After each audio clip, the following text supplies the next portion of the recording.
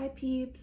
So today I'm going to do just like a little general update, kind of share with you all where I am on my personal path, and then I'm going to share some books that I've been reading, music I've been listening to, and some coloring books as well, because I know every once in a while you guys like these videos.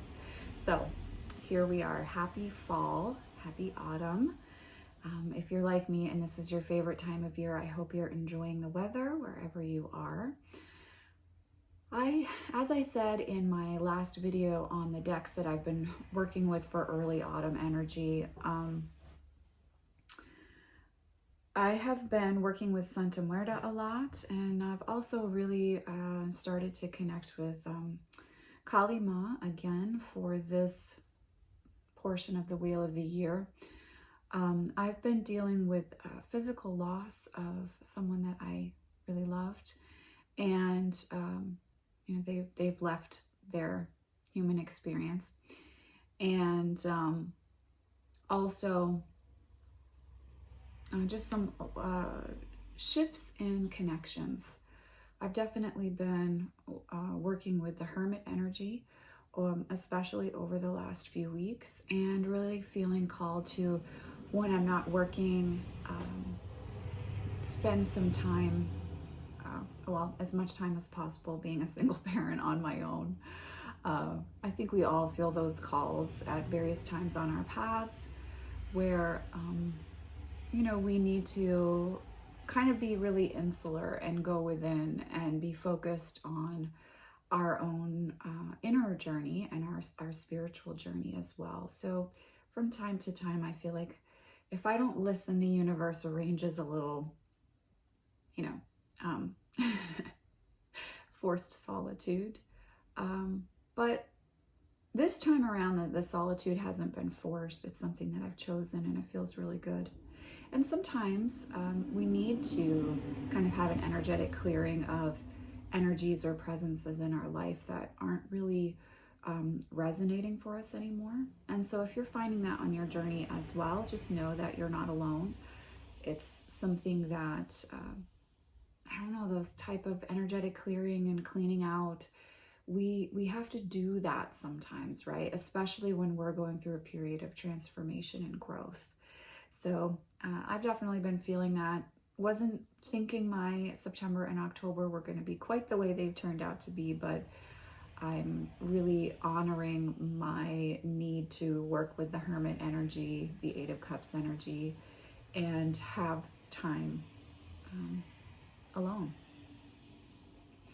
And also processing death and processing endings. It is, you know, you do have to be very understanding and gentle with yourself around the mourning experience with that, and allowing emotions to rise up and to be released, and not be hard on yourself, you know, for feeling maybe more raw and sensitive. So I think goddesses like Santa Muerta and Ma Kali can really,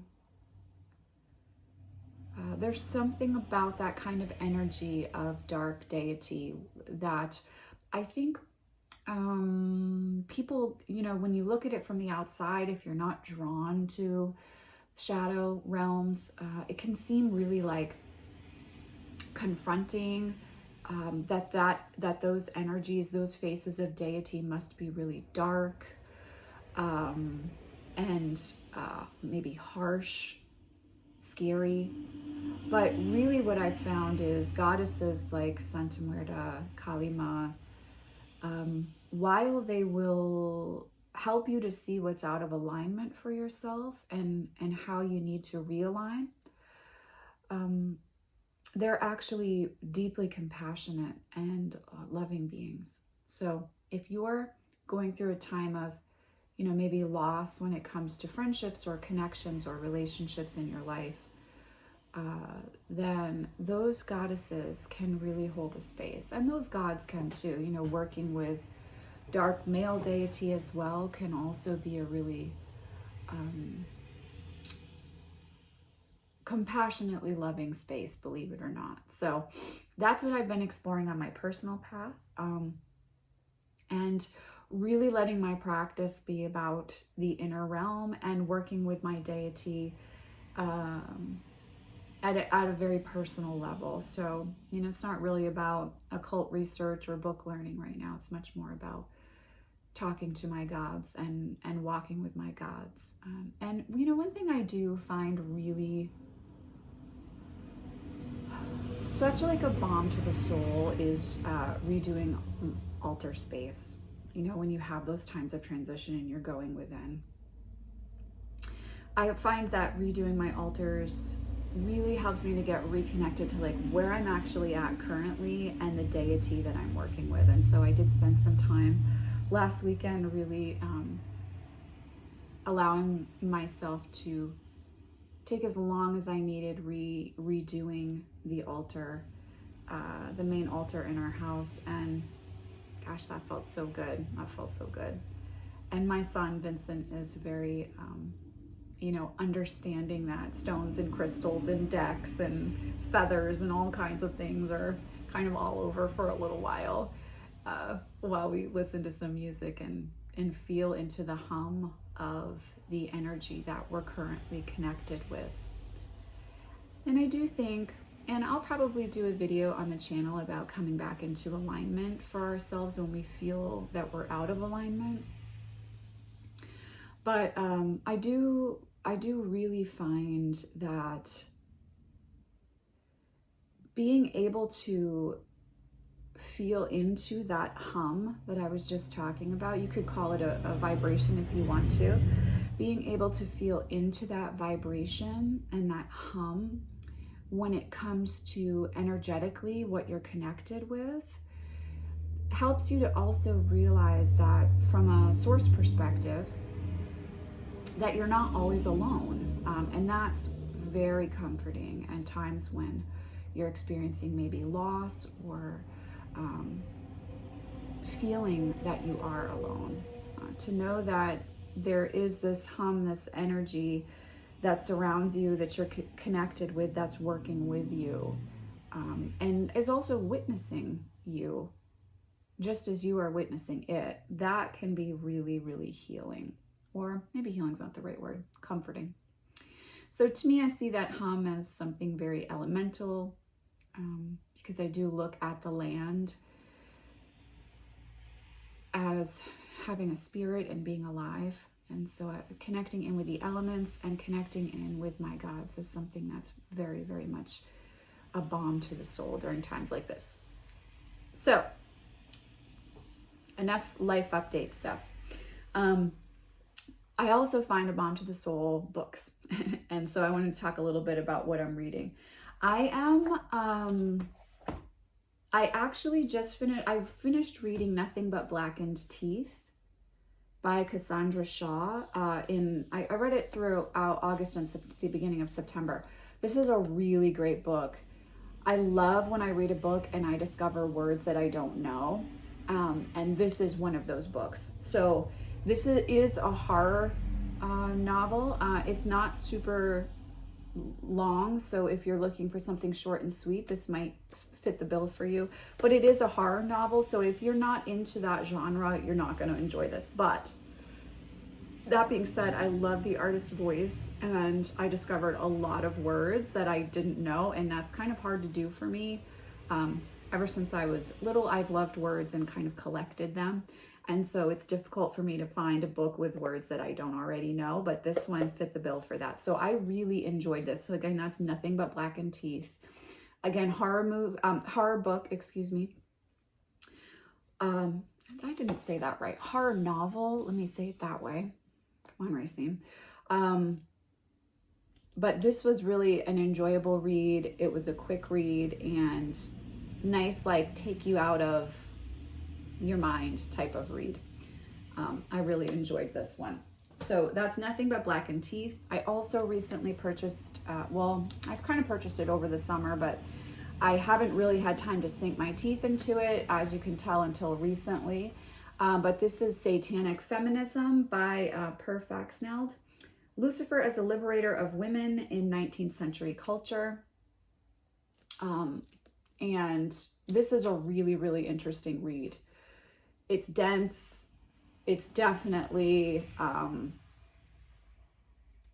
you have to be in a scholarly research mood to enjoy this, but it's a really interesting one to sink your teeth into. And I'm enjoying looking at the myth of Lucifer in regards to empowering the feminine. I'm enjoying kind of sinking my teeth into some research on that. So this is a really fascinating book. I will, excuse me, I will say that it's not cheap. I did purchase this used, and I think it cost me $50. So it's not a cheap purchase. It is an investment. So I would say really make sure that you want to read this before you purchase it. And I hate to say that, but it is an investment book. I don't want someone to be like, oh my God, Racine, like, it's too much money. It's something that I felt was a worthy investment because I enjoy reading books like this. And as many of you know, I have a real love affair with the Christian myth of Satan. Satan and Lucifer are different energies in myth, which I will fight anyone to the death on any day of the week for my entire life. But I do enjoy anything that lets me kind of peek behind the lens at the myth of both Satan and Lucifer. So I've been enjoying sinking my teeth into that. I recently started rereading Medium Raw by Anthony Bourdain. I love Anthony Bourdain. His death was one that, like, I don't really feel too much as, I shouldn't say it that way. He is a star whose death did affect me in a way that I'm not always affected by, famous people passing in the way that some individuals are, but Anthony was one that I really felt keenly. He was a Scorpio, and his spoken voice and his shows were stunning. His writing voice I find very soothing and calming from the standpoint of Anthony always kind of seemed to me in his writing, there's an awareness of the kind of futility of the human experience.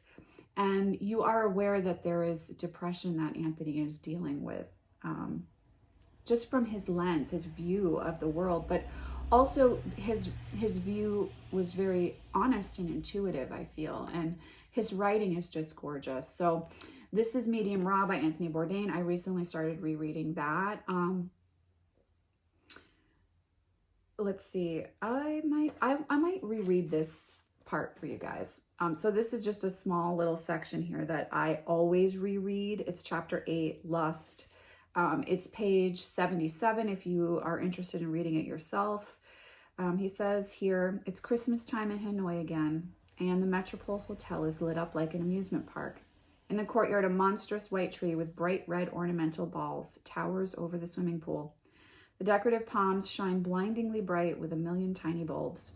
I'm on my second gin and tonic and planning on having a third, settled back in a heavy rattan chair and feeling the kind of sorry for myself that most people would be very content with. There's incense in the air, buffeted about by the slowly moving overhead fans, a sickly sweet odor that mirrors perfectly my mixed feelings of dull heartache and exquisite pleasure. I often feel this way when alone in Southeast Asian hotel bars, an enhanced sense of bathos, an ironic dry smile sorrow, a sharpened sense of distance and loss. So I just love his voice so much, and I reread his books kind of regularly when I feel like I need a friend. And so this one is one that I'm currently rereading now. I finally getting around to finishing the 10,000 Doors of January by Alix Harrow. This is a lovely book, beautifully written. I purchased it a long time ago. In fact, there might be a video like this on the channel where I said that this was on my list, and I'm finally getting around to finishing it. The first few pages, I was struggling a little bit to get pulled in, but now I am fully immersed in it. Lovely. The author really creates a very beautiful picture with her words. Another series that I've recently started to reread is the Mayfair Witches by Anne Rice. And this is the first book in the series called The Witching Hour. If you're in that kind of Baroque Southern Gothic mood, this series will absolutely tickle your fancy there. And I love Anne Rice. Of course, she passed this year. And so there's something really poignant about rereading her series at this point in time. And I'm really enjoying rereading this. So as you can see, I like to buy, well, number one, I don't like to read books on Kindle or through a device. I just don't like the way it feels. I like physical copies of books. So that does mean I have to purchase them, which that can get expensive. So I have found that outside of like physical used bookstores, which I try to frequent, Amazon has great used book purchase options. And so I was able to get this used for a really great price on Amazon, which I was very happy about. So that's what's going on book-wise.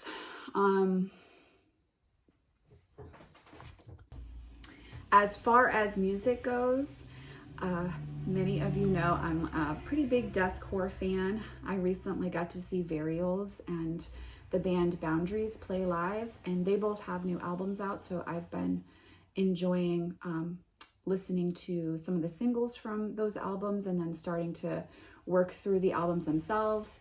I am a huge Lorna Shore fan. Many of you know, like Will Ramos is like my spirit animal. I love him.